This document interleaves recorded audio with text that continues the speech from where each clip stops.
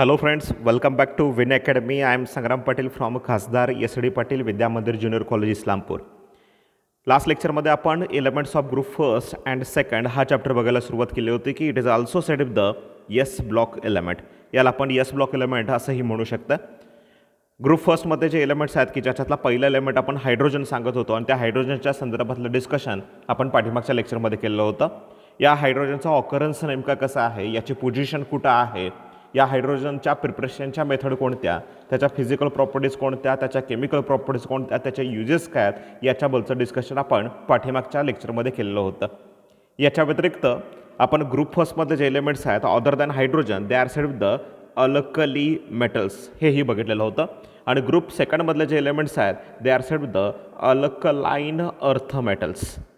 आता group first आणि group second जे येस ब्लॉकमधले जे एलिमेंट्स आहेत त्याच्यामध्ये हायड्रोजनचा स्टडी झाल्यानंतर आपण अदर दॅन हायड्रोजन असलेले जे एलिमेंट्स आहेत they are set the alkali आणि ग्रुप सेकंडमधले जे एलिमेंट्स आहेत they are set the alkali earth metals या सगळ्यांच्याबद्दलचा स्टडी आजच्या लेक्चरमध्ये इथं करणार आहे. आपण पाठीमागच्या लेक्चरमध्ये यांचं इलेक्ट्रॉन कॉन्फिगरेशन कोणतं आहे, कशा प्रकारचं आहे, हे एलिमेंट्स कोणते आहेत, त्यांचा सिम्बॉल काय आहे याच्याबद्दलचं डिस्कशन केलेलं होतं. So in today's lecture we are going to start here what is the difference between किंवा ट्रेंड्स ज्या असतील ॲटॉमिक आणि फिजिकल प्रॉपर्टीच्या येस ब्लॉक एलिमेंटच्या संदर्भात त्याच्याबद्दलचा विचार इथं करणार आहे. आपण पाठीमाग सांगितलं येस ब्लॉक एलिमेंट जर आपण बघायला गेलो तर ते कुठं तुम्हाला सापडतील तर येस ब्लॉक एलिमेंट्स इथं तुम्हाला पिरियडिक टेबलमध्ये फर्स्ट ग्रुप जे पहिले जे दोन ग्रुप आहेत त्यांच्यामध्ये तुम्हाला हे येस ब्लॉक एलिमेंट सापडतील. आणि याच्यामध्ये lithium, sodium, potassium, rubidium, caesium, francium हे सगळे ग्रुप फर्स्टमधले एलिमेंट की ज्याला आपण अल्कली मेटल म्हणतो. Beryllium, magnesium, calcium, strontium, barium, radium all these are set with the group second elements. हे येस ब्लॉकमधले एलिमेंट्स आपण इथं बघितलेलं होतं. Why they are set the s block elements तर आपण असं बघितलेलं होतं की when last electron enters into the s subshell they elements R set with the s block elements. याच्यानंतर आजच्या लेक्चर आपण स्टार्ट करतो आहे trends in atomic and physical properties of yes block element. Yes block element जे आहे त्याच्या trend नेमक्या atomic आणि फिजिकल प्रॉपर्टीच्या बाबतीमध्ये कोणत्या आहेत याच्याबद्दलचा विचार आपण आजच्या लेक्चरला इथं करूया. सो इथं स्टार्ट करतो आपण की सुरुवातीला इथं एक स्टेटमेंट मी इथं देतो आहे दे shows reasonable regularity in periodic trend. हे जे येस ब्लॉकमधले जे एलिमेंट्स आहेत त्यांच्या बाबतीमध्ये एक पिरियडिक ट्रेंडच्या बाबतीमध्ये तुम्हाला रेग्युलॅरिटी दिसते. म्हणजे टॉपकडून बॉटमकडे जाताना atomic size goes on increasing. ही जी एक रेग्युलॅरिटी आहे ती तुम्हाला फार छान पद्धतीनं येस ब्लॉक एलिमेंटच्या बाबतीमध्ये बघायला मिळणार आहे. आणि याच्या पाठीमागचे रिझन पण आहेत म्हणून इथं तुम्हाला स्टेटमेंट दिसतं आहे दे shows reasonable regularity in their periodic trends. आणि ह्या पिरियडिक ट्रेंड्स कुठल्या असू शकतात ते साईजच्या संदर्भात असतील, ते आयनायझेशन एन्थॅल्पीच्या, इलेक्ट्रोनिगेटिव्हिटीच्या, इलेक्ट्रोपॉझिटिव्हिटीच्या, डेन्सिटीच्या, मेल्टिंग पॉईंटच्या या सगळ्यांच्या संदर्भातली आपल्याला इथं ट्रेंड पिरियडिक ट्रेंड या येस ब्लॉक एलिमेंटच्या बाबतीमध्ये बघायचं आहे. सो इथं सुरुवातीला आपण अल्कली मेटलच्या बाबतीमध्ये नेमक्या काय फिजिकल प्रॉपर्टीज आहेत त्यांचा ट्रेंड नेमका काय आहे याच्याबद्दल विचार करूया. तर सुरुवातीला इथं पहिलं स्टेटमेंट तुमच्या पुढे दिसतं आहे alkali metals are silvery, white and soft. Alkali metal कोणते कोणते आहेत तर आपण बघा येस ब्लॉकमधला जो पहिला ग्रुप आहे अदर दॅन हायड्रोजन जे राहिलेले एलिमेंट आहेत मग ते कोणते असतील lithium, sodium, potassium, rubidium, caesium, francium all these elements की ज्याच्या बाबतीमध्ये आपण general statement general physical property सांगतो they are silvery, white and soft. तुम्हाला माहिती आहे की सोडियम आणि पोटॅशियम हे असे मेटल आहेत which can be cut by नीव.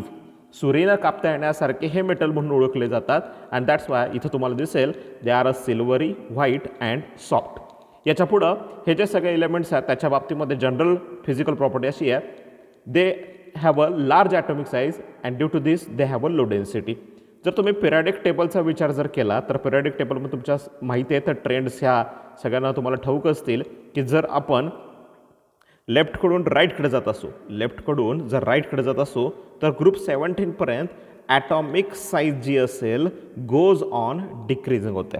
आणि याच्या पाठीमागचं कारण आपण इफेक्टिव्ह न्यूक्लिअर चार्ज असं सांगितलेलं होतं. म्हणजे बघा जर आपण सोडियम, मॅग्नेशियम आणि ॲल्युमिनियम, सिलिकॉन, फॉस्फरस, सल्फर, क्लोरीनचा विचार केला तर या लेफ्टकडून राईटकडे जात असताना atomic size goes on decreasing हे स्टेटमेंट आपण बघितलेलं आहे. त्यामुळं मी तुम्हाला हे सांगू शकतो आहे की येस ब्लॉकमधले जे एलिमेंट्स असतील त्यांची साईज हे जे बाकीचे एलिमेंट्स आहेत त्यांच्यापेक्षा थोडीशी का होईना जास्त असणार आहे.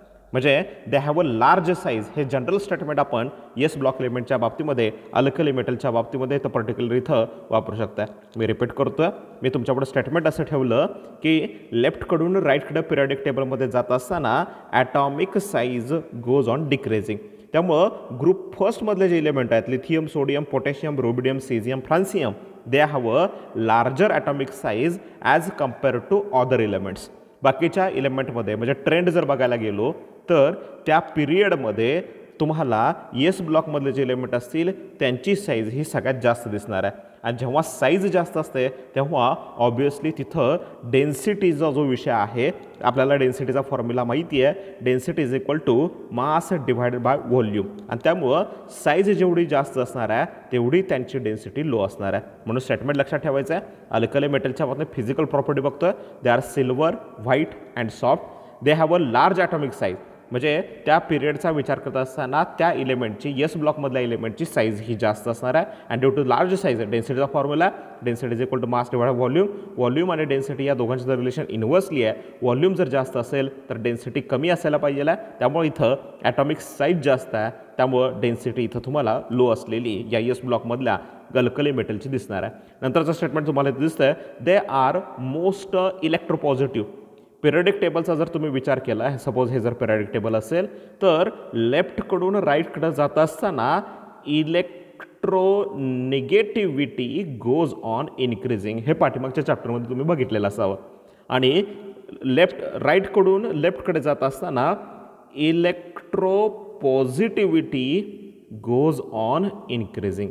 त्यामुळं येस ब्लॉकमध्ये जे एलिमेंट आहेत, ग्रुप फर्स्टमधले जे एलिमेंट्स आहेत, they are said the most electropositive. आता ॲक्च्युली व्हॉट इज इलेक्ट्रोपॉझिटिव्हिटी? तर इलेक्ट्रोपॉझिटिव्हिटी म्हणजे tendency to lose electron and form positive ions. म्हणजे फॉर एक्झाम्पल आपण सोडियमचं घेऊया. सोडियम हा जो आहे तो स्वतः इलेक्ट्रॉन गेन करण्यापेक्षा जेव्हा इलेक्ट्रॉन स्वतःकडे विड्रॉ केला जातो तेव्हा ती असते इलेक्ट्रोनिगेटिव्हिटी किंवा इलेक्ट्रो अफिनिटी. पण हा जो सोडियम आहे तो इलेक्ट्रॉन गेन करण्यापेक्षा इलेक्ट्रॉन लूज करण्याचा प्रयत्न करतो and it become Na+. It becomes electropositive कारण it have a tendency to lose the electron. या सोडियमला इलेक्ट्रॉन लूज करण्याची टेंडन्सी आहे आणि त्याच्यापासून त्याचा पॉझिटिव्ह आयन बनणार आहे. म्हणून आपण सांगू शकतोय की ग्रुप फर्स्टमधले जे एलिमेंट असतील they are most electropositive. Group फर्स्टमधले एलिमेंट हे सगळ्यात जास्त इलेक्ट्रोपॉझिटिव्ह म्हणून ओळखले जातात. नेक्स्ट स्टेटमेंट आहे अल्कली मेटल किंवा ग्रुप फर्स्टमधले जे एलिमेंट्स आहेत दे आर युनिपॉझिटिव्ह. म्हणजे जर आपण विचार केला आत्ता लिथियमचं इलेक्ट्रॉन कॉन्फिगरेशन तुम्हाला माहिती आहे 1s2 2s1. हा लिथियम स्टॅबिलिटी मिळवण्यासाठी स्वतःचा एक इलेक्ट्रॉन लूज करतो 2s मधला and it becomes 1s2. It becomes lithium plus. म्हणजे एक इलेक्ट्रॉन इथला लूज झाल्यामुळं याचं इलेक्ट्रॉन कॉन्फिगरेशन कुणासारखं बनलं? हेलियमसारखं जे स्टेबल आहे. म्हणून हा लिथियम स्टॅबिलिटी मिळवण्यासाठी स्वतःचा एक इलेक्ट्रॉन लूज करण्याचा प्रयत्न करतो अँड इट बिकम्स Li+1. म्हणजे आता तसंच एक्झाम्पल आपण सोडियमचं घेऊया. सोडियमचं इलेक्ट्रॉन कॉन्फिगरेशन 2,8,1 आहे. जर या सोडियमला स्टेबल बनायचं असेल म्हणजे याला निऑनसारखं बनायचं असतं की ज्याचं इलेक्ट्रॉन कॉन्फिगरेशन 2,8 आहे. म्हणून हा सोडियम स्वतःच्या आउटरमोस्ट शेलमधला एक इलेक्ट्रॉन लूज करतो आणि इट बिकम्स Na+. आणि जेव्हा तो Na+ बनतो तेव्हा त्याचं इलेक्ट्रॉन कॉन्फिगरेशन निऑन या नोबल गॅस एलिमेंटसारखं बनतं आणि तो स्टेबल बनतो. म्हणून हा सोडियम रेडिली स्वतःचा एक इलेक्ट्रॉन लूज करण्यासाठीचा प्रयत्न करतो. त्याच पद्धतीनं बाकीचे एलिमेंट असतील lithium, sodium, potassium, rubidium, caesium. All these elements have a tendency to lose one electron. That's why they acquire the electron configuration of their nearmost element. म्हणजे जवळचा जो नोबल इलेमेंट असेल त्याच्यासारखं इलेक्ट्रॉन कॉन्फिगरेशन मिळवायचं हे सगळेजण प्रयत्न करतात आणि त्यासाठी स्वतःचा एक इलेक्ट्रॉन लूज करतात. That's why all they are set the unipositive. हे सगळे जे एलिमेंट आहेत ते युनिपॉझिटिव्ह म्हणून ओळखले जातात. नेक्स्ट स्टेटमेंटकडे जातोय. दे have a negative standard reduction potential. आता हे सगळे जे एलिमेंट्स आहेत त्यांचं पोटेन्शियल जे आहे ते रिडक्शन पोटेन्शियल जे आहे ते निगेटिव्ह आहे. म्हणजे त्यांच्या स्टँडर्ड स्टेटमध्ये असताना त्यांचं जे रिडक्शन पोटेन्शियल आहे ते निगेटिव्ह सांगितलं जातं. आता what is reduction potential? Reduction potential म्हणजे नेमकं काय आहे? तर it is the tendency to be reduced by taking an electron. म्हणजे दुसऱ्याकडूनचा इलेक्ट्रॉन घेऊन स्वतः रिडक्शन दाखवायची जी कॅपॅसिटी आहे त्याला म्हणायचं रिडक्शन पोटेन्शियल. म्हणजे बघा, सपोज मी एक्झाम्पल दिलं, याच ग्रुप फर्स्टमधला एलिमेंट घेऊया sodium. If sodium have a tendency to undergoes reduction. What is reduction? Addition of electron is said to be the reduction. Loss of electron is said to be the oxidation. He term सगळ्यांनी लक्षात घ्या. Oxidation म्हणजे काय असतं? जेव्हा तिथं इलेक्ट्रॉनचा loss होतो तेव्हा त्याला ऑक्सिडेशन म्हणतो, आणि जेव्हा तिथं इलेक्ट्रॉनचा गेन होतो तेव्हा त्याला आपण रिडक्शन असं म्हणतो. Suppose sodium have a tendency to gain the electron. मग या सोडियमनं जर एक इलेक्ट्रॉन गेन केला तर इट बिकम Na-1. म्हणजे सोडियमकडे एक इलेक्ट्रॉन एक्स्ट्रा आला. पण हा एक्स्ट्रा इलेक्ट्रॉन येत असताना त्याच्याकडे तेवढी कॅपॅसिटी नाही आहे. खरं तर सोडियम हा इलेक्ट्रॉन गेन करण्यापेक्षा इलेक्ट्रॉन लूज करण्याचा प्रयत्न करत असतो. म्हणजे हे जे रिडक्शन होण्याची जी कॅपॅसिटी आहे ती त्याची फार कमी आहे, आणि म्हणून त्या स्टँडर्ड रिडक्शन पोटेन्शियलची जी व्हॅल्यू आहे ती तुम्हाला निगेटिव्ह मिळते. जर ती पॉझिटिव्ह मिळत असेल तर त्याचा अर्थ असा की तो इलेक्ट्रॉन इझिली गेन करू शकतो. फॉर एक्झाम्पल मी देतो तुम्हाला. आता हा क्लोरीन आहे. क्लोरीन इझिली एक इलेक्ट्रॉन गेन करतो, म्हणजे त्याचं काय घडतं? रिडक्शन घडतं, अँड इट बिकम Cl-. याचं जर तुम्ही स्टँडर्ड रिडक्शन पोटेन्शियल जर बघितलं तर ते तुम्हाला पॉझिटिव्ह मिळेल. पण आपल्याला माहिती आहे की सोडियम हा इलेक्ट्रॉन गेन करण्याचा प्रयत्न करत नाही आहे. सोडियम हा इलेक्ट्रॉन लूज करण्याचा प्रयत्न करतोय. That's why it can acquire the stability. म्हणजे जर क्लोरीनचा विचार केला तर त्याचं स्टँडर्ड रिडक्शन पोटेन्शियल हे पॉझिटिव्ह यायला पाहिजे, कारण chlorine readily undergoes reduction reaction. Chlorine हा स्वतःचं रिडक्शन करून देण्यासाठी अगदी योग्य आहे. पण सोडियम मात्र स्वतःचं रिडक्शन होऊ देण्यासाठीची टेंडन्सी दाखवत नाही. इलेक्ट्रॉन गेन करण्यापेक्षा इलेक्ट्रॉन लूज करण्याला तो प्रेफरन्स देतो. त्यामुळं सोडियमचं स्टँडर्ड रिडक्शन पोटेन्शियल हे निगेटिव्ह सांगितलं जातं. मी पुन्हा एकदा ह्या सगळ्या प्रॉपर्टी रिपीट करतो, वन बाय वन तुम्ही सगळ्यांनी बघून घ्या. अल्कली मेटल्स ग्रुप फर्स्टमधले जे एलिमेंट्स आहेत, ग्रुप फर्स्टमधले यस ब्लॉकमधले जे एलिमेंट्स आहेत, that's the alkali metals. They are silvery, white and soft. They have a large atomic size. Periodic टेबलमध्ये सगळ्यात जास्त ॲटॉमिक साईज ही ग्रुप फर्स्टमधल्या एलिमेंटला असते, कारण पिरियडिक ट्रेंड तुम्हाला माहिती आहे, लेफ्टकडून राईटकडे जात असताना पिरियडमध्ये atomic size goes on decreasing due to the effective nuclear charge. हे स्टेटमेंट आपण पाठीमागच्या पिरियडिक टेबल चॅप्टरमध्ये बघितलेलं आहे. जर साईज लार्ज असेल तर ऑब्व्हियसली डेन्सिटी ही लो असणार आहे. याच्या पुढचं स्टेटमेंट बघितलं आपण, they are most electropositive. What is electropositivity? तर tendency to lose electron to form positive ions. म्हणजे सपोज मॅग्नेशियम घेतला तर तो स्वतःचे 2 इलेक्ट्रॉन लूज करण्याचा प्रयत्न करतो, आणि इट बिकम Mg+2. म्हणजे ही जी कॅपॅसिटी आहे त्याला म्हणायचं इलेक्ट्रोपॉझिटिव्हिटी. जर आपण पोटॅशियम घेतला तर potassium readily lose electron to form K+, आणि ही जी कॅपॅसिटी आहे की स्वतःचा पॉझिटिव्ह आयन बनवण्याची इलेक्ट्रॉन लूज करून, तर त्याला आपण म्हणतोय इलेक्ट्रोपॉझिटिव्हिटी. अँड यस ब्लॉकमधले ग्रुप फर्स्टमधले element they are most electropositive. आपल्याला माहिती आहे पिरियडिक टेबलमधला जो ट्रेंड आहे, लेफ्टकडून राईटकडे जात असताना इलेक्ट्रोनिगेटिव्हिटी इन्क्रीज होते, पण इलेक्ट्रोपॉझिटिव्हिटी डिक्रीज होते. त्यामुळं सगळ्यात जास्त इलेक्ट्रोपॉझिटिव्ह या बाजूला असतील, सगळ्यात जास्त इलेक्ट्रोनिगेटिव्ह तुम्हाला या बाजूला दिसतील राईट साईडला. त्यामुळं दे आर मोस्ट इलेक्ट्रोपॉझिटिव्ह स्टेटमेंट आपण बघितलं. ग्रुप फर्स्टमध्ये जे एलिमेंट्स आहेत दे आर युनिपॉझिटिव्ह. म्हणजे hydrogen, lithium, sodium, potassium, rubidium, caesium, all these elements can lose 1 electron. हे सगळेजण एक इलेक्ट्रॉन लूज करतात. That's why they are said the unipositive. आणि नंतरचं स्टेटमेंट बघितलं, they have a negative standard reduction potential. यांचं जे स्टँडर्ड रिडक्शन पोटेन्शियल असणार आहे ते काय असणार आहे? निगेटिव्ह असणार आहे. What is reduction potential? It is the tendency to be reduced by taking an electron.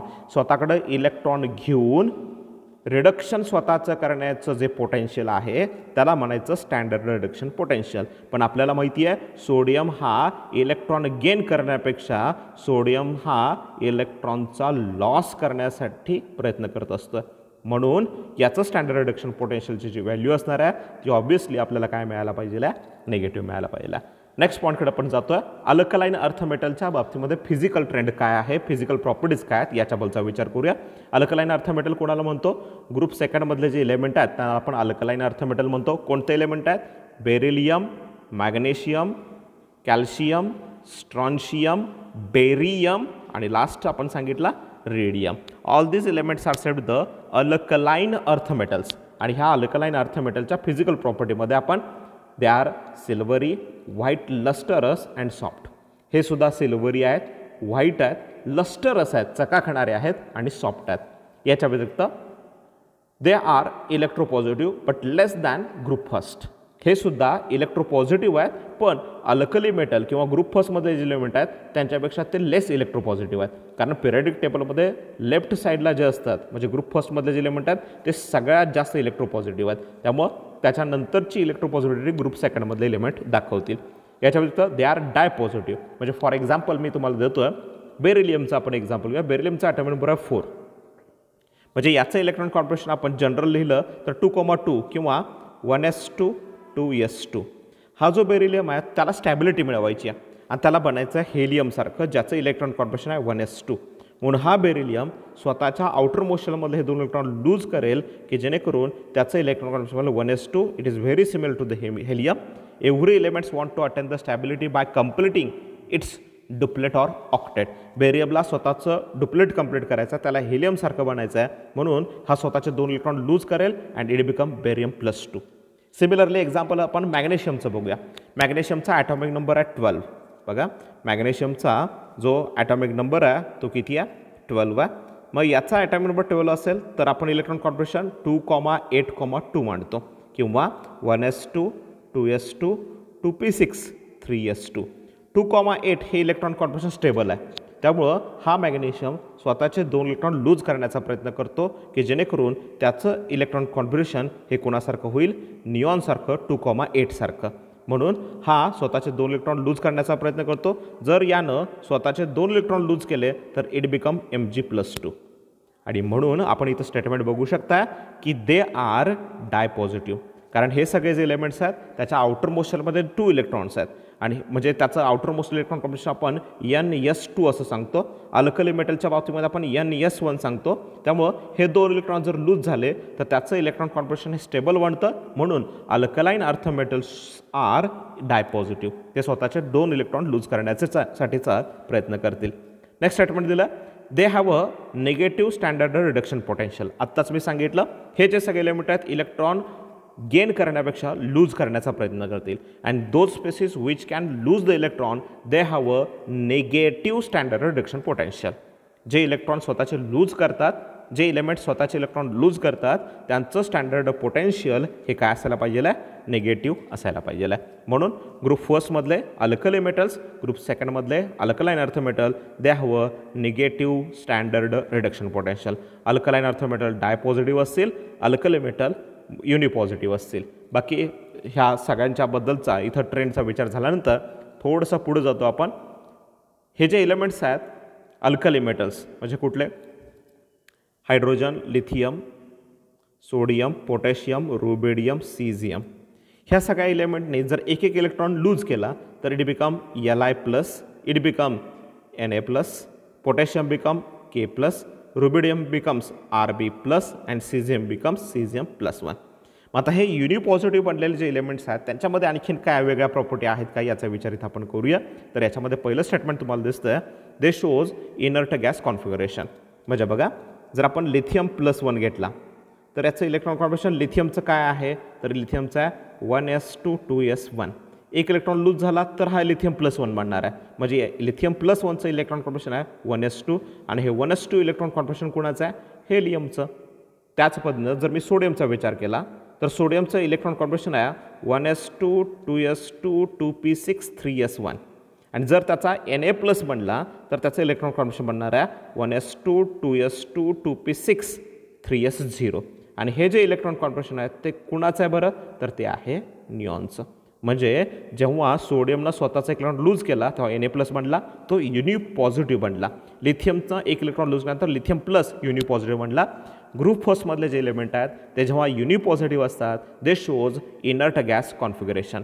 Inert gas जे एलिमेंट आहेत त्यांच्यासारखं कॉन्फिगरेशन हे युनिपॉझिटिव्ह एलिमेंट तुम्हाला दाखवताना लक्षात येतील. They have a no unpaired electron and that's why they are diamagnetic and colourless. म्हणजे बघा आपण लिथियमचं एक्झाम्पल घेऊया. लिथियम+1चं इलेक्ट्रॉन कॉन्फिगरेशन कसं आहे 1s2 हे आपण 1s2 अशा पद्धतीने मांडतो. म्हणजे बघा हे जे दोन्ही इलेक्ट्रॉन आहेत ते पेअरिंगमध्ये आहेत. एक क्लॉकवाईज आहे आणि एक अँटी क्लॉकवाईज आहे. बघा 1s2 मधले दोन इलेक्ट्रॉन एक क्लॉकवाईज आणि एक अँटी क्लॉकवाईज आहे. मग हे दोन जे इलेक्ट्रॉन आहेत ते पेअर फॉर्ममध्ये आहेत आणि पेअर फॉर्ममध्ये जर असतील तर तो इलेमेंट हा डायमॅग्नेटिक कॅरेक्टर दाखवतो, म्हणजे रिपल्शन दाखवतो. डायमॅग्नेटिझम इज नथिंग बट रिपल्शन. म्हणजे हे जे एलिमेंट आहेत ते रिपल्शन दाखवतील. जर आपण लिथियम जर घेतला असता तर त्याचं इलेक्ट्रॉन कॉन्फिगरेशन म्हणतं आहे 1s2 2s1. इथं एक अनपेअर्ड इलेक्ट्रॉन आहे. हे दोन्ही पेअर्ड आहेत पण इथं मात्र अनपेअर्ड इलेक्ट्रॉन आहे. जेव्हा अनपेअर्ड इलेक्ट्रॉन असतो तेव्हा तो इलेमेंट हा पॅरामॅग्नेटिक कॅरेक्टर दाखवतो. पण आपल्याला इथं लक्षात येत असेल की आपण जो इलेमेंट बघतोय तो कुठला आहे तर लिथियम +1 आहे. आणि जेव्हा युनिपॉझिटिव्ह इलेमेंटचा विचार होतो तेव्हा त्याच्यामध्ये सगळे इलेक्ट्रॉन पेअर्ड असतात. That's why they have a diamagnetic character and they are colourless. सगळेच्या सगळे इलेक्ट्रॉन जर पेअरिंगमध्ये असतील तर तो इलेमेंट किंवा तो आयन डायमॅग्नेटिक किंवा कलरलेस असतो. फॉर एक्झाम्पल आणखीन एक बघूया आपण घेऊया एक्झाम्पल सोडियम +1चं. म्हणजे युनिपॉझिटिव्ह इलेमेंट आहे सोडियम +1. त्याचं इलेक्ट्रॉन कॉन्फिगरेशन लिहिणार आहे आपण 1s2 2s2 2p6. ठीक आहे. या पद्धतीचं इलेक्ट्रॉन कॉन्फिगरेशन 10 इलेक्ट्रॉन. मग इथं मी लिहितो 1s2 इथं 2s2 px py pz 6 electron 1 2 3 4 5 and 6. हे सगळेच्या सगळे इलेक्ट्रॉन इथं तुम्हाला पेअरिंगमध्ये दिसतील. आणि जेव्हा पेअर्ड इलेक्ट्रॉन असतात सगळे तेव्हा त्याच्यामध्ये डायमॅग्नेटिक कॅरेक्टर असतात आणि ते कलरलेस असतात. कोणाच्या बाबतीमध्ये सांगतो आपण युनिपॉझिटिव्ह इलेमेंट्स म्हणजे Na+, not in case of the Na. सोडियमचा जर विचार केला तर तो बनला असता इथं 1s2 2s2 2p6 3s1 आणि इथं एक इलेक्ट्रॉन अनपेअर्ड असता आणि मग मात्र यानं पॅरामॅग्नेटिक कॅरेक्टर दाखवले असते. हा डायमॅग्नेटिक बनला नसता. पण जर तो Na+ असेल तर मात्र तो काय सांगायचा डायमॅग्नेटिक अँड कलरलेस सांगायचा. आणि याच्या पाठीमागचं reason they does not contain any paired electron. There is a no unpaired electron. तिथं कुठल्याही प्रकारचा अनपेअर्ड इलेक्ट्रॉन नाही आहे. याच्यानंतरचा पुढचा आपण विचार करतोय dipositive elements of group second. Example घेऊया आपण मॅग्नेशियम +2चं. मॅग्नेशियम +2चं इलेक्ट्रॉन कॉन्फिगरेशन आपण लिहितोय 1s2 2s2 2p6. कारण 3s2 जर घेतला असता तर ते झालं असतं मॅग्नेशियमचं इलेक्ट्रॉन कॉन्फिगरेशन. पण हे दोन इलेक्ट्रॉन लूज होणार आहेत त्यामुळं इलेक्ट्रॉन कॉन्फिगरेशन Mg+2चं काय बनणार आहे तर इथं मी स्क्रीनवरती दाखवलं आहे ते बनणार आहे 1s2 2s2 2p6. 1s2 दोन इलेक्ट्रॉन पेअर फॉर्ममध्ये, 2s2 दोन इलेक्ट्रॉन पेअर फॉर्ममध्ये, px py pz 6 इलेक्ट्रॉन आहेत 1 2 3 4 5 and 6. All electrons get paired कोणामध्ये Mg+2 मध्ये डायपॉझिटिव्ह इलेमेंटमध्ये. आणि जर Mg+2 जर बनला असेल तर त्याचं इलेक्ट्रॉन कॉन्फिगरेशन आता हे जे आहे ते exact similar to the neon आहे. म्हणजे पुन्हा एकदा स्टेटमेंट तेच वापरतो आपण की काय की they shows inert gas configuration. म्हणजे dipositive element of group second आणि unipositive element of group first shows inert gas configuration.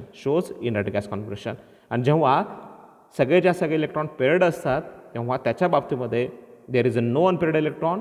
They have a diamagnetic and colourless characters. त्याच्यामध्ये डायमॅग्नेटिक आणि कलरलेस अशा प्रकारच्या प्रॉपर्टी डायपॉझिटिव्ह ग्रुप फर्स्टचे आणि युनिपॉझिटिव्ह ग्रुप फर्स्टचे एलिमेंट यांच्या संदर्भात तुम्हाला बघायला मिळतील. सो नेक्स्ट पार्टकडे आपण जातो की ज्याच्यामध्ये आपण ह्या फिजिकल प्रॉपर्टीचा ट्रेंड नेमका कसा आहे ते चार्टच्या फॉर्ममध्ये समजावून घेणार आहे. मग याच्यामध्ये पहिल्यांदा विषय आपण घेणार आहे ॲटॉमिक रेडियसचा. ॲटॉमिक रेडियसची टर्म तुम्हाला माहिती आहे की distance between outer most shell and nucleus is the atomic radius. नंतर आपण सांगितलं आयनिक रेडियस. इलेक्ट्रॉन लूज केल्यानंतर जो बनतो त्याला आपण आयन म्हणतो किंवा गेन केल्यानंतर, आणि त्याच्यानंतर त्याची जी साईज आहे त्याला आपण आयनिक रेडियस असं म्हणतो. नेक्स्ट टर्म आपण बघणार आहे डेन्सिटी. त्याच्यानंतर ionisation एन्थॅल्पी. What is ionisation enthalpy? Ionization एन्थॅल्पी is the amount of energy required to remove the electron from outermost shell. सगळ्यात बाहेरचा इलेक्ट्रॉन रिमूव्ह करण्यासाठी जी एनर्जी आवश्यक असते त्याला आयोनायझेशन एन्थॅल्पी म्हणायचं. म्हणजे सपोज सोडियम आहे, या सोडियमचं इलेक्ट्रॉन 2,8,1. हा 1 इलेक्ट्रॉन लूज केला तर ह्याचा बनणार आहे Na+. हा इलेक्ट्रॉन लूज करण्यासाठी जी अमाऊंट ऑफ एनर्जी रिक्वायर्ड असते त्याला म्हणायचं आयोनायझेशन एन्थॅल्पी. नंतरची टर्म असणार आहे इलेक्ट्रोनिगेटिव्हिटी. What is electronegativity? आता सपोज आपण विचार करूया की हायड्रोजन आणि क्लोरीन यांच्यामध्ये बॉन्ड झालेला आहे. तर हा जो बॉन्ड आहे तो कोव्हलंटचा बॉन्ड आहे, म्हणजे शेअरिंग ऑफ इलेक्ट्रॉन आहे.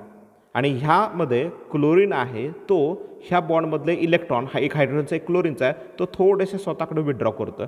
Ability to withdraw electron density towards itself without breaking the bond is called as a electronegativity. Bond break न करता बॉन्डमधले जे इलेक्ट्रॉन असतात ते स्वतःकडं ओढण्याची कपॅसिटी म्हणजे इलेक्ट्रोनिगेटिव्हिटी. याच्यानंतरची पुढची टर्म आपण बघणार आहे मेल्टिंग पॉईंट, म्हणजे the temperature at which solid get converted the liquid state. नंतरचा टर्म बघणार आहे आपण अबंडन्स, म्हणजे हे जे एलिमेंट आहेत ते त्यांचा ट्रेंड अबंडन्सच्या बाबतीमध्ये कसा आहे. आणि नंतर बघणार आहे आपण त्यांचं स्टँडर्ड रिडक्शन पोटेन्शियल. आत्ताच आपण सांगितलं all they shows negative standard reduction potential. What is reduction potential? Reduction potential म्हणजे it is the tendency to be reduced, म्हणजे एलिमेंटचं स्वतःचं रिडक्शन करण्याची जी टेंडन्सी आहे. What is reduction? Gain of electron is the reduction. म्हणजे हे element स्वतःकडे इलेक्ट्रॉन गेन करण्याचा प्रयत्न कसा करतात त्याला म्हणायचं रिडक्शन पोटेन्शियल. मग ते तुम्हाला ऑब्व्हियसली निगेटिव्ह दिसणार आहेत, कारण हे एलिमेंट इलेक्ट्रॉन गेन नाहीत करत आहेत तर इलेक्ट्रॉन लूज करण्याचा प्रयत्न करतात. सो ऑल दिस टर्म्स, ह्या ज्या सगळ्या ट्रेंड्स असतील त्या पिरियडिक टेबलमध्ये कशा आहेत या ग्रुप फर्स्ट आणि ग्रुप सेकंडमध्ये, याच्याबद्दल आपण चार्टच्या फॉर्ममध्ये विचार करूया. हे फिगर, हे आकडे कुठेही पाठ करायचे नाही आहेत, फक्त जनरल ट्रेंड जो आहे तो तुमच्या डोक्यात असला पाहिजे. आणि याच्यामध्ये आपण सुरुवात करतोय ॲटॉमिक रेडियस. आता आपल्याला सगळ्यांना माहिती आहे की ॲटॉमिक रेडियस टॉपकडून बॉटमकडे जात असताना गोज ऑन इन्क्रीजिंग. हे स्टेटमेंट आपण पिरियडिक टेबलमध्ये बघितलेलं आहे. मग इथं lithium, sodium, potassium, rubidium, caesium, फ्रान्सियम टॉपकडून बॉटमकडे जात असताना ॲटॉमिक रेडियस जो असेल पिकोमीटरमध्ये मेजर केला 152, 186, 227, 248, 265. इथं जनरल ट्रेंड दिसतोय तुम्हाला, एक रेग्युलर ट्रेंड दिसतोय की ज्याच्यामध्ये atomic size goes on increasing from top to bottom. टॉपकडून बॉटमकडे जाताना इथं सगळ्यात जास्त ॲटॉमिक साईज, इथं सगळ्यात कमी असणार आहे. नंतर आहे आयनिक रेडियस, म्हणजे लिथियमचा बनला लिथियम प्लस, सोडियमचा बनला सोडियम प्लस, पोटॅशियमचा के प्लस, रुबिडियमचा रुबियम +1, सीझियमचा सीझियम +1. हे जे सगळे एलिमेंट्स आहेत यांच्या बाबतीमध्ये आयनिक रेडियस काय होती आहे, तर ionic radius also goes on increasing 76, 102, 138, 152, 167. हे ॲटॉमिक आयनिक रेडियस काय होती आहे, इन्क्रीज होताना दिसते तुम्हाला टॉपकडून बॉटमकडे जात असताना. आता इथं फ्रान्सियमचा ॲटॉमिक रेडियस का नाही दिलेला, तर फ्रान्सियम हा रेडिओ ॲक्टिव्ह आहे आणि त्याचं कंटिन्युअस डिसइंटिग्रेशन होत जातं, त्यामुळे याचा ॲटॉमिक रेडियस दिलेला नाही आहे. याच्या पुढच्या स्टेटमेंटकडे जातो आपण, density. What is density? Density is the ratio of mass divided by volume. Volume जेवढा जास्त असेल तेवढी डेन्सिटी. बघा, व्हॉल्यूम जेवढा जास्त असेल, डेन्सिटी आणि व्हॉल्यूम या दोघांचं relation density is equal to mass divided by volume. Volume जर वाढला तर डेन्सिटी कमी होणार आहे.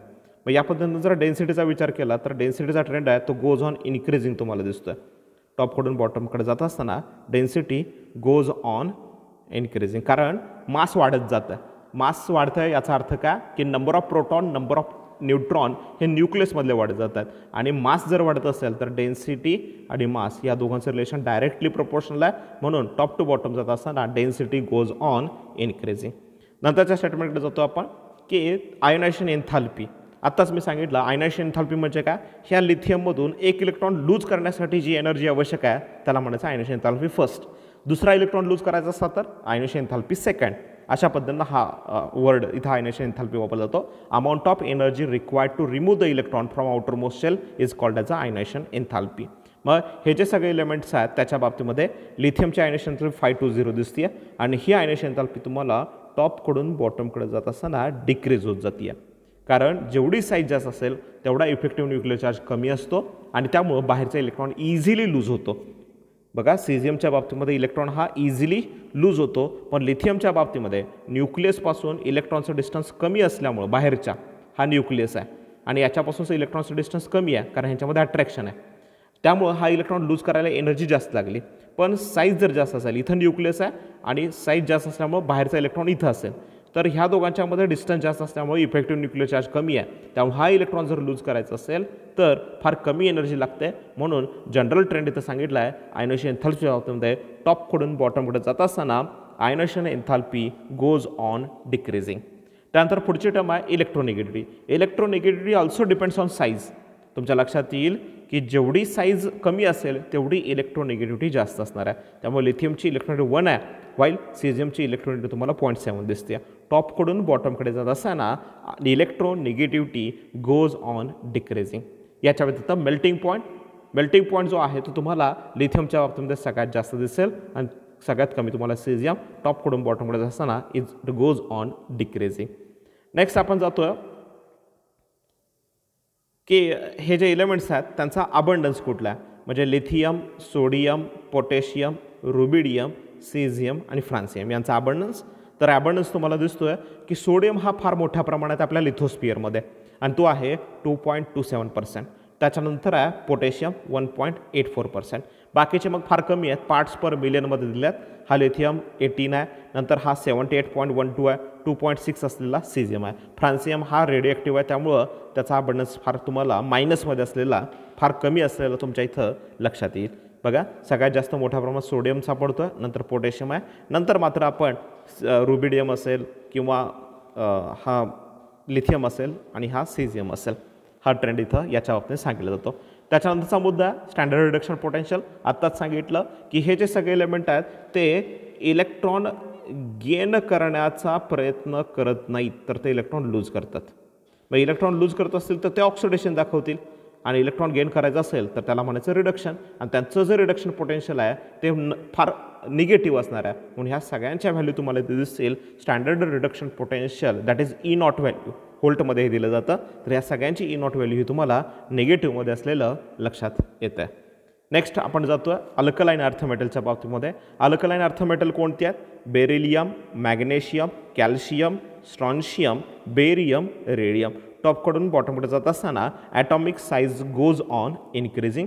आयनिक रेडियस टॉपकडून बॉटमकडे जात असताना गोज ऑन इन्क्रीजिंग. म्हणजे बेरियमचा बेरियम +2 असतो, मॅग्नेशियम +2 असतं, कॅल्शियम +2 या पद्धतीनं आपण इथं सांगू शकतो. नेक्स्ट आपण टर्मकडे जातो की जो आहे डेन्सिटी.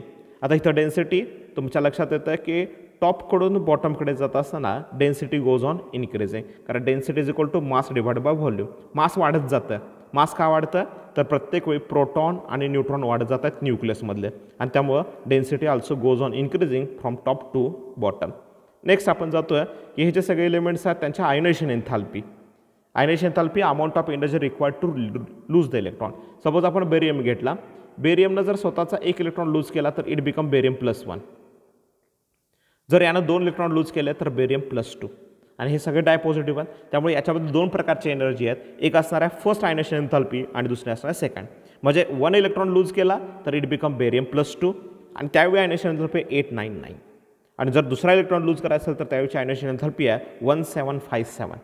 आणि जर तुम्ही जनरल ट्रेंड बघितला तर टॉपकडून बॉटमकडे जात असताना ही जी आयनेशन एन्थॅल्पी आहे तुम्हाला डिक्रीज होताना दिसते. मग ती फर्स्ट आयनेशन एन्थॅल्पी असू द्या किंवा ती सेकंड आयनेशन एन्थॅल्पी असू द्या. तुमच्या लक्षात आलेलं असावं. मॅग्नेशियमनं जर स्वतःचा 1 इलेक्ट्रॉन लूज केला तर it become Mg+1. It is set the first ionisation एन्थॅल्पी. म्हणजे इथला इलेक्ट्रॉन 1 लूज करायचा असेल तर जी एनर्जी आवश्यक आहे त्याला म्हणायचं फर्स्ट आयनेशन एन्थॅल्पी. आणि जर दुसरा पण इलेक्ट्रॉन लूज केला तर इट बिकम Mg+2. आणि हा इलेक्ट्रॉन लूज करण्यासाठी जी एनर्जी आहे त्याला म्हणायचं सेकंड आयनेशन एन्थॅल्पी. टॉपकडून बॉटमकडे जात असताना इट गोज ऑन डिक्रीजिंग. नंतरचा पॉईंट आपण इथं बघतो इलेक्ट्रोनिगेटिव्हिटी. तर इलेक्ट्रोनिगेटिव्हिटीच्या बाबतीमध्ये टॉपचे एलिमेंट आहेत ते मोर इलेक्ट्रोनिगेटिव्ह आहेत आणि खालचे आहेत ते लेस इलेक्ट्रोनिगेटिव्ह आहेत. टॉपकडून बॉटमकडे जात असताना electronegativity goes on decreasing. Melting point पण तुमच्या लक्षात येतोय की टॉपकडून बॉटमकडे जात असताना it is goes on decreasing. इथं फक्त एक्सेप्शन तुम्हाला हे मॅग्नेशियमच्या बाबतीमध्ये दिसतंय. अदरवाईज जनरल ट्रेंड हाच आहे. टॉपकडून बॉटमकडे जाताना melting point goes on decreasing. Next point इथं दिला आहे तुम्हाला अबंडन्स इन द लिथोस्फिअर. आपल्या लिथोस्फिअरमध्ये ह्यांचा अबंडन्स काय तर मोठ्या प्रमाणात इथं आपण घेतला आहे beryllium, magnesium, calcium, strontium, barium आणि रेडियम. तर तुम्हाला मोठ्या प्रमाणात कॅल्शियम दिसणार आहे 4.6%. नंतरचा मॅग्नेशियम आहे. नंतर तुम्ही हा जो एलिमेंट आहे तो स्ट्रॉन्शियम आहे. नंतर त्याच्या आधीचा बेरियम असेल आणि नंतर बेरिलियम असेल आणि सगळ्यात कमी रेडियम जो रेडिएक्टिव्ह आहे. फक्त एवढं लक्षात ठेवा याच्यामध्ये सगळ्यात जास्त पर्सेंटेज कुणाचा आहे तर कॅल्शियमचा आहे आणि मॅग्नेशियमचा आहे. स्टँडर्ड रिडक्शन पोटेन्शियल आत्ताच सांगितलं आपण की टेंडन्सी टू बी रिड्यूस्ड. स्वतःचं रिडक्शन करण्याची टेंडन्सी म्हणजे रिडक्शन पोटेन्शियल, आणि हे सगळ्यांचं रिडक्शन पोटेन्शियल हे तुम्हाला इथं निगेटिव्ह आलेलं लक्षात येतं. सो ह्या सगळ्या फिजिकल ट्रेंड होत्या त्या आपण ग्रुप फर्स्ट आणि ग्रुप सेकंडच्या बाबतीत बघितल्या. Thanks for watching the video. If there is any question you can call me at 9145910160. Thank you.